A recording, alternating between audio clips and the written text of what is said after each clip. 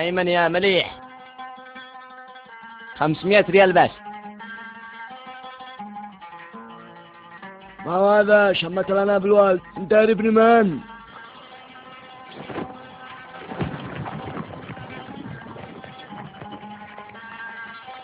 ابا اقول 500 ما عاد المفروض ان توفي صلاة بسرقة بشمت بالرجاء دي كم ما كان هاز كتحركاش كم ما كان سهل.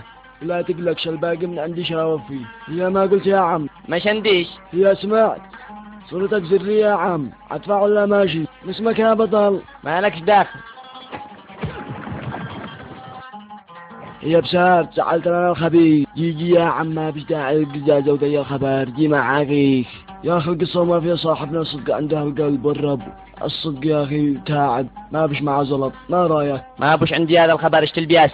اها صالح قد العجم بتحاكه اهل صابره صالح.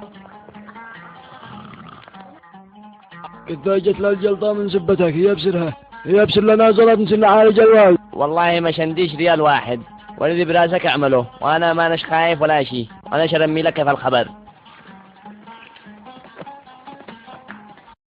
تتلي عصابة ما قصدك عتفجعني بهول الكهان. السمخ منكم يقدم. هات يا بيها تقلدوا لي سماع لكن سهل. انا ذي رجال راس براء حيديكم الباري واحد واحد. انت يا مرة ما في نفس الجيلة هانا بسريها ستلقف من نشتكمة سكاها. ما بتشتغلي موقصة وزارة حين من هم البلوك. خيرة الله. هي قوم اقلعي قلع الصورة.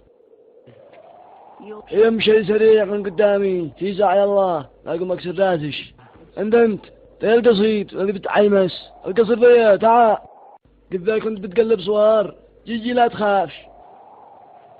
هي من تي البيلة دم منحاكك شنت يا عم. منحاك الذي قفاك جلسوا بدونك تودوا البيز على عمود الجاء. ابو القلاصات جي لهانا. بس يا عم انا ما بنقصدك شنت، انا بنقصد ضيق الولد الصغير الضايش لا تربيه. جي يا ولد حزق يا ولد بس جالي مهري. الصدق لا انا حق مضرب ولا انا خبر خادركم.